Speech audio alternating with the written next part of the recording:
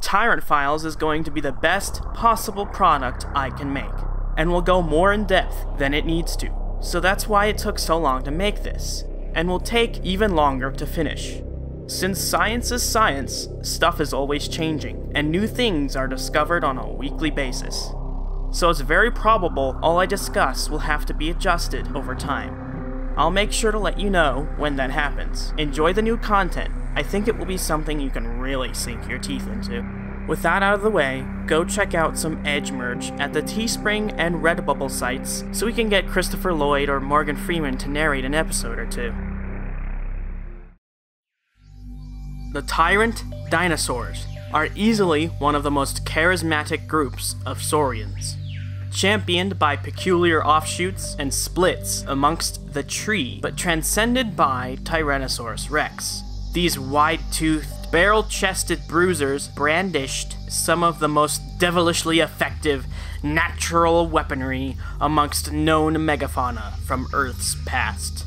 Tyrannosaurus rex was the beast to spark our journey as the hallmark of dinosaurs amongst laymen and academics alike. And it will by definition end our trek through evolution. This time on Tyrant Files, we finish the phylogeny of the tyrant dinosaurs.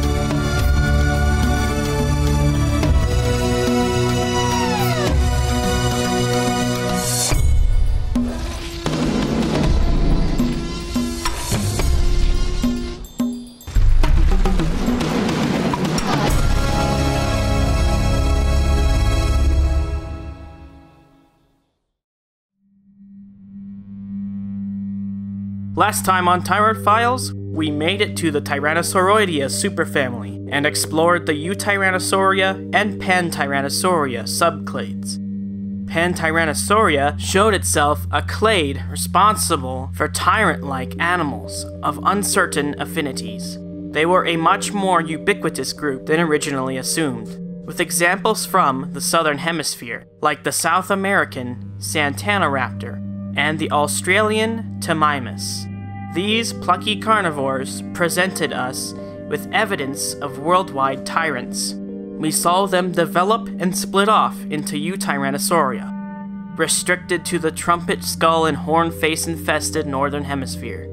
Pioneering predators like Electrosaurus, Dryptosaurus, and Appalachiosaurus stalked the forests and swamps of North America until they were displaced by new and improved, immensely powerful predators from Eurasia. The Tyrannosaurids. Let's make a T-Rex. Step 4. The Bunker Busters. We're coming up on the end part of our trip through evolutionary space-time, and what better way to do so than with the group that started it all, the wonderfully charismatic Tyrannosauridae. Tyrannosauridae is a family within the Tyrannosauroidea which diversified during the mid to late Cretaceous period of Asia and North America. According to current researchers, the group of true Tyrannosaurids is split up into two smaller groups, distinguished between a lightly built body and sinuous skulls, and a heavy tank-like frame with enormous bunker buster skulls. The Olympic runner type Tyrannosaurids belong to the subfamily ALBERTOSAURIdae, and the heavily built, bone-crushing tyrants belong to Tyrannosauridae, including their titular namesake, Tyrannosaurus rex. ALBERTOSAURIdae is generally accepted as a basal subgroup of Tyrannosauridae, and a sister group to the Tyrannosauridae. This means members of ALBERTOSAURIdae showcase anatomy more common amongst earlier members of the entire clade Tyrannosauroidea, while the Tyrannosauridae usually represent more derived characteristics. Both groups existed alongside one another as contemporaries for many tens of millions of years in virtually all regions in which tyrant dinosaurs reigned. Which means to us, one group split off early and kept the evolutionarily primitive characteristics, while the rest of the group continued to develop in different ways with evolutionarily advanced characteristics.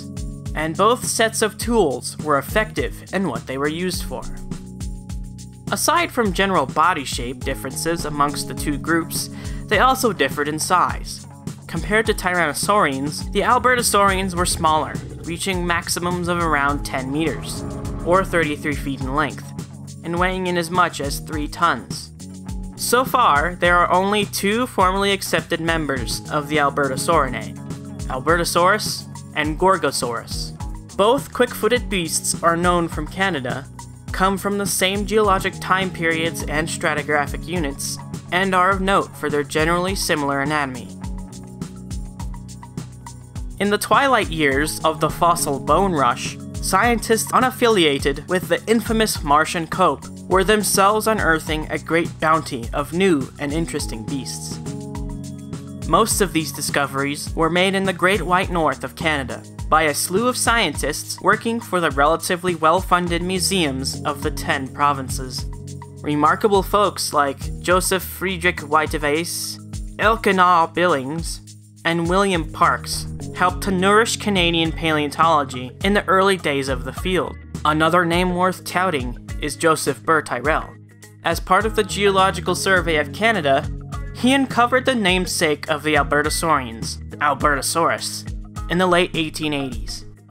Unlike most fossil animals, and unlike most of the tyrant dinosaurs we have looked at so far, Albertosaurus is known from more than 30 specimens, ranging from paltry tooth fragments to extraordinarily complete articulated skeletons. This not only makes our jobs easier, but allows for scientists to get one of the best and clearest images of a prehistoric animal possible. Taking a brief look at Albertosaurus requires us to travel back 70 million years. During this time, Albertosaurus lived in an area farther north and far chillier than most other dinosaurs. When I say chillier, I mean like around 13 degrees Celsius, rather than the usual 20 to 30. That's a good room temperature for us here in the US at around 60 degrees Fahrenheit, versus the normal, warm summer day temps the dinosaurs enjoyed at around 70 to 80 degrees. Something quite cold for the ecosystems of the Mesozoic, but very tame for us warm-blooded mammals. Ornithopods were hands down the most common large-bodied animals in the ecosystems, and Albertosaurus would have come into contact with the fan-crested Hypacrosaurus, the nub-skulled Saurolophus, and the horse-faced Edmontosaurus. The other most common large-bodied animals were the shingle-skulled ceratopsians, like the square-frilled Anchiceratops, the nose-hornless Rhinoceratops, the largest horned dinosaur, Eotriceratops, and the big-nosed Pachyrhinosaurus. These animals were the most common contemporaries of both Albertosaurians and Tyrannosaurians. Gone were the times of plate-backed stegosaurs and the incredible menagerie of long-necked titans. Discovered a good time after Albertosaurus was the other Albertosaurian, Gorgosaurus. Gorgosaurus was first discovered in 1914 by the accomplished Canadian paleontologist Lawrence Lamb, for which Lambeosaurus is named. Gorgosaurus is very similar in proportions and general anatomy to Albertosaurus, but the main differences setting them apart remain in general body proportions, teeth size, and skull bones. Gorgosaurus is a tad bulkier and more robust than Albertosaurus, and the crest above the eyes of Albertosaurus, called lacrimal crests, are rounder in shape. They also have teeth of different shapes mirroring the differences in body proportions, Albertosaurus having thinner teeth and Gorgosaurus with thicker ones. To people that do not analyze fossils of these animals to the gnat's ass like paleontologists, these differences barely count as differences. To many researchers, this is also the case, and many suspect these animals are one and the same. Another much thicker beast throws a monkey wrench into this concept, and its name is DASPLETOSAURUS. DASPLETOSAURUS was discovered in the 1920s by intrepid paleontologist Charles Mortram Sternberg. Since the first partial specimen, many new specimens of the Tyrannosaur have been uncovered, enough to name 2 species, Daspletosaurus turosus and Daspletosaurus horneri. Daspletosaurus is part of the Tyrannosaurinae subfamily, and it shows. The largest Daspletosaurus could reach up to 10 meters, 33 feet, and 4 tons. It brandished a boxy noggin with teeth specifically adapted for shoving themselves into the tender bits of unlucky hadrosaurs. Let's take a look at a Daspletosaurus tooth. What we've got here is the larger part of the tooth that sticks out of the jaw, not the root which remained steadfastly adhered to the tooth canal when the animal was alive. If we took one of these teeth and cut it in half to view a cross-section, you'd see something rather unique amongst carnivorous dinosaurs, and their very distant, more reptilian ancestors, but common amongst the Tyrannosaurids. The big teeth you'd find erupting out of Daspletosaurus jaws are oval-shaped in cross-section, meaning they were big, round, blunt things used for imprecise puncturing and pushing themselves deeply within a prey animal's flesh. Meanwhile, the teeth you'd see jutting out of the premaxilla of the animal were D-shaped in cross-section, much more like a blade. The premaxillae are small parts of the very front of the skull, underneath the nares, and this region had teeth shaped differently from the rest of the skull. This condition is called heterodonty, which is a Latin-based word meaning different types of tooth. A set of teeth far more likely to be found in your smile than the smile of a saurian.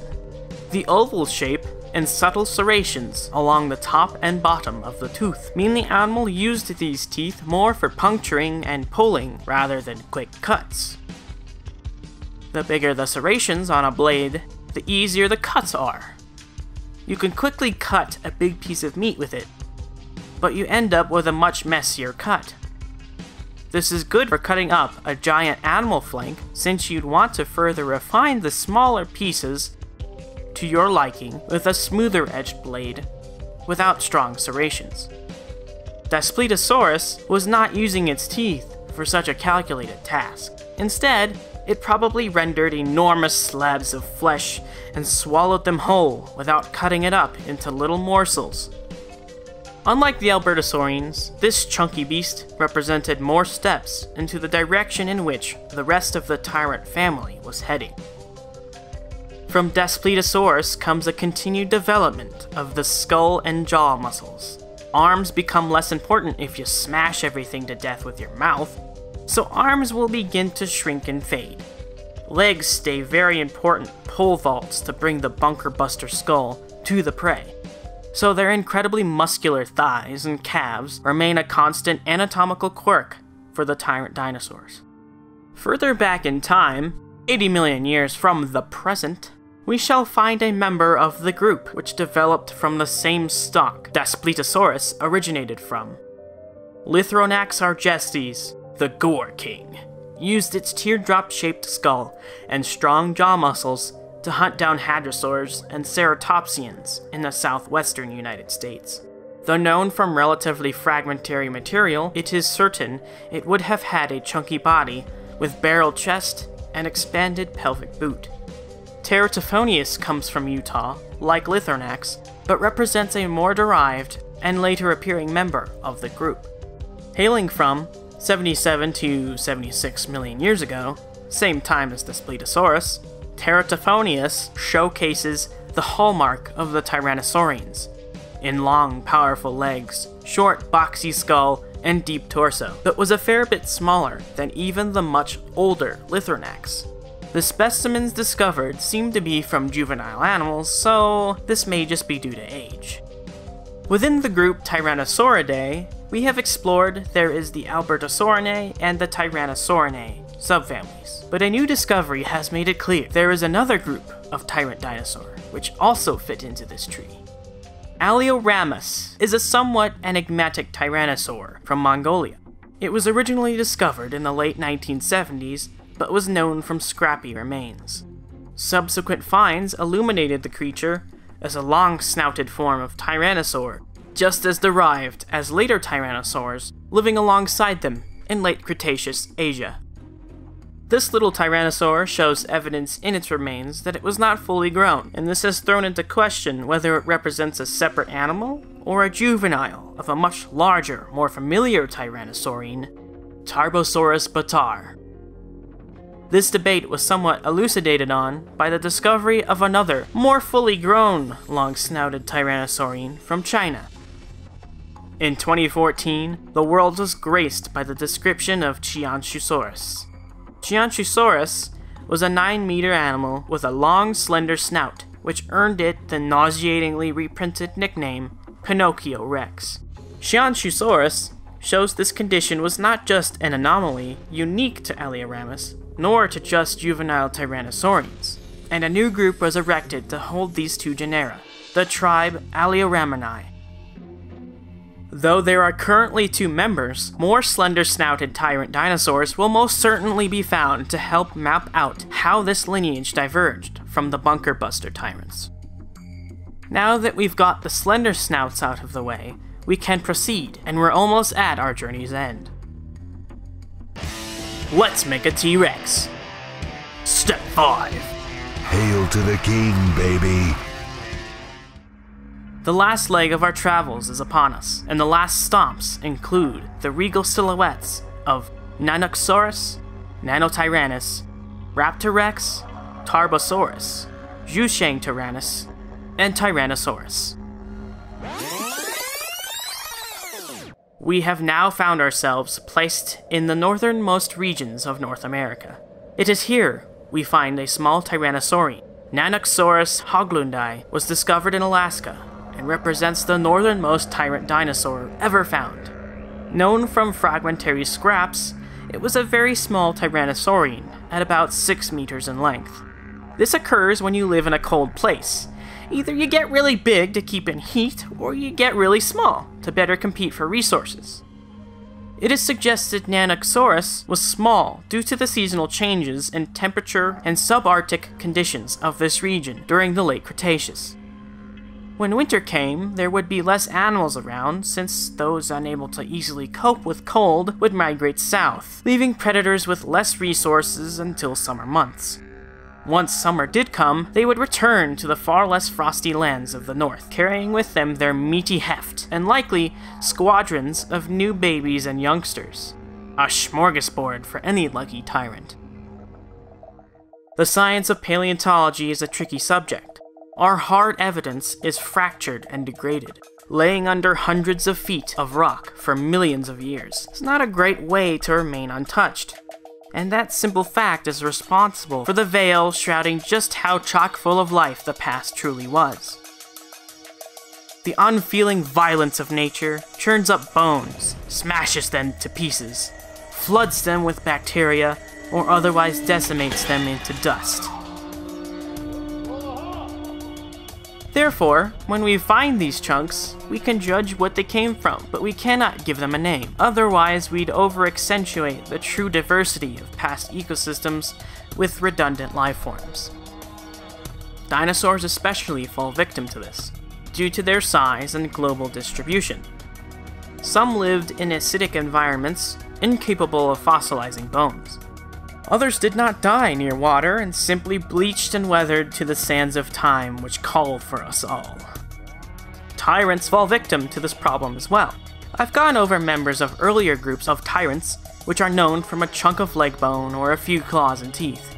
And for Tyrannosaurinae, there are 2 which are also fragmentary to the point of controversy, helped in no way by their immature remains and connections with the bunker buster tyrants. RAPTOREX KRIEGSTEINI is a small tyrannosaurine from Mongolia, represented only by juvenile material. It was first thought to be a new, smaller tyrannosaurine, but is now considered by most experts to be the juvenile form of much larger, already known tyrannosaurines. Despite the cool name, this dinosaur is probably a young member of the species Tarbosaurus BATAAR. That would mean the name RAPTOREX can no longer be used, since the remains with that name are actually those of young TARBOSAURUS. That is how scientific naming works. I think you've all been wanting me to get to the next genus. I've left 2 genera off the cladogram because no one has been able to make a concerted effort to agree upon what the hell some of these guys are. RAPTOREX is one, and one plenty of folks have already written off into TARBOSAURUS, but one more remains. NANOTYRANNUS. NANOTYRANNUS has been the butt of tireless internet rants, hurtful Facebook posts, and toxic expert touting to many a layman and academic in every forum available. The story involves the discovery of a new Tyrannosaurine in the 66 million year old Hell Creek Formation of Montana. The only thing found was a rather well-preserved slender-snouted skull, and it was assigned to the genus GORGOSAURUS, which makes perfect sense from a quick glance alone.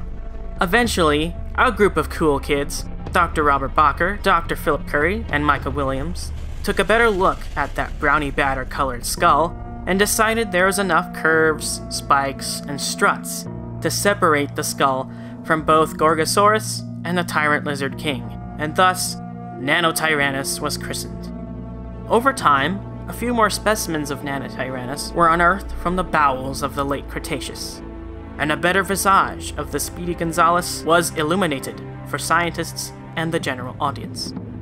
Some took a look at how disparate the shapes and proportions of modern dinosaurs are at different points in their growth stages. Take a look at a hatchling cassowary versus a juvenile cassowary versus a subadult and an adult cassowary, and you will see just how different they are in general body proportions, bone lengths, and skull shapes, as they metamorphose into sexually mature adults. These changes occur in every organism. You see it in yourself, your dog, your cat. It is called ontogeny, the way in which we change as we age.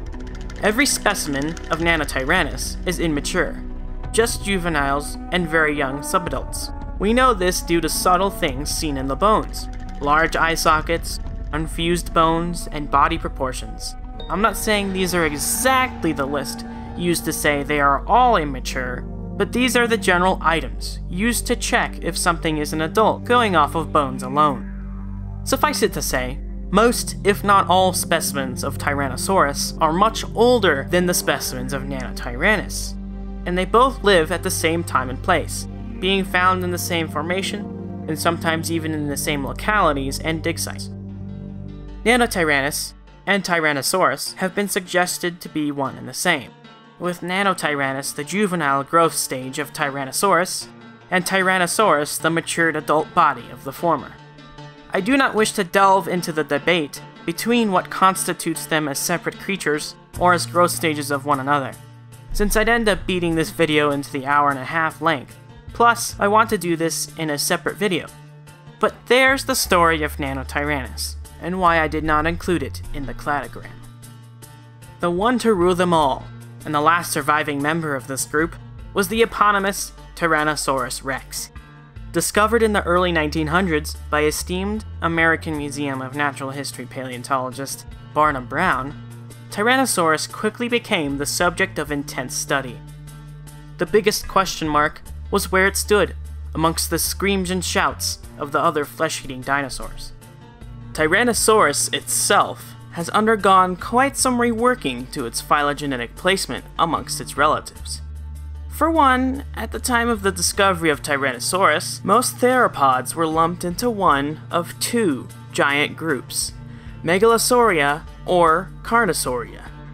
As time went on, and scientists uncovered more and less fragmentary material, it was obvious there were quite a few differences amongst the predatory dinosaurs of Megalosauria and Carnosauria.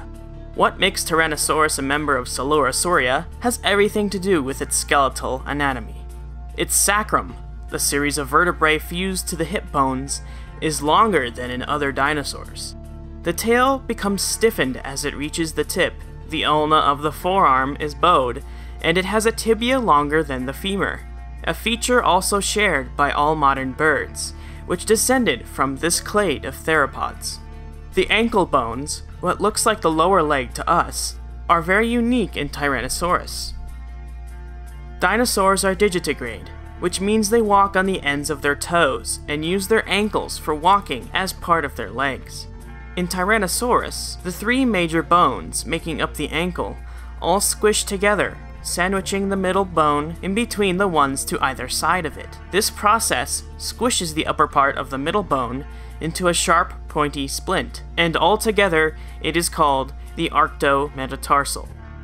The arctometastarsal helped Tyrannosaurus to propel its heft after any number of fleet-footed meat bags by evenly transmitting force to the metatarsals. The arctometastarsal was discussed in episode 1 of Tyrant Files, but in this context, it represents a marker of where Tyrannosaurus belongs on its evolutionary tree. In 1955, Soviet paleontologist Evgeny Malayev placed a new species of theropod within the genus Tyrannosaurus, dubbed Tyrannosaurus BATAAR. However, it was later found that this animal was too different from Tyrannosaurus rex to be considered part of the Tyrannosaurus genus. Thus was erected TARBOSAURUS BATAAR. The placement of Tarbosaurus, Tyrannosaurus, and other giant Tyrannosaurids like Gigantosaurus, Zhushangtyrannus, and Daspletosaurus have been variously placed in the group throughout the years. It is currently held that the sister taxon to Tyrannosaurus are Zhushangtyrannus and Tarbosaurus, meaning Tyrannosaurus was a foreign species out of Asia that may have displaced the other, smaller tyrannosaurs already established in North America during the mid to late Cretaceous. Large-bodied tyrannosaurs had existed in North America for millions of years before the arrival of Tyrannosaurus, all of which were supplanted by the large predator, regardless of where one stands on the dubiousness of the genus NANOTYRANNUS. Now you know the extent to which the tyrannosaurs were able to outcompete their competition and scratch their way to the top of the food chain. Unfortunately for them, they reached their zenith only to be wiped out by the KT mass extinction. However, what would have happened were it not for the mass extinction that killed off 75% of all animal life 66 million years ago? A future in which the non-avian dinosaurs cease to go extinct is a difficult thing to say for certain, for there are just too many variables in geology, biology, meteorology, and astronomy for any one branch of a future timeline to be adequately hypothesized. For anything could have happened. When it comes to tyrannosaurs, there is no doubt they would have continued to be the top predator for millions more years, unless a new sect of theropod predators were able to take over while the tyrannosaurs went extinct. In regard to their anatomy, it is possible they may have foregone their forearms altogether, in the same vein as the moas of New Zealand. Except that tyrannosaurs may have had a function for the diminutive arms, as they were still able to lift a good 300 pounds, and that's to say nothing of their display function. Perhaps their skulls would have continued to shorten more like a Belosaurus, with stronger bites and better efficiency in securing their prey. If so, their arms may have continued reducing, as the Abelisaurs were forced to, or maybe new forms of tyrannosaurs would have arisen. Who knows? Unfortunately, we have reached the end of our journey of what it took to get to Tyrannosaurus rex. We have looked at some of the most ancient ancestors in the forms of Silurus, Proceratosaurus, and Guanlong. We've seen them survive for millions of years, as small predators overshadowed by the giant sauropod-slaying allosaurs. We've seen them get really big, shrink their arms, and enlarge their heads, adapt and evolve into forms that hold one of the strongest bite forces to ever evolve on planet Earth. But this journey of the Tyrannosaurus is far from over. Next time on Tyrant Files, we delve into the biology and anatomy of the Tyrant King. Stay tuned for episode 3 of Tyrant Files, Guts and Glory.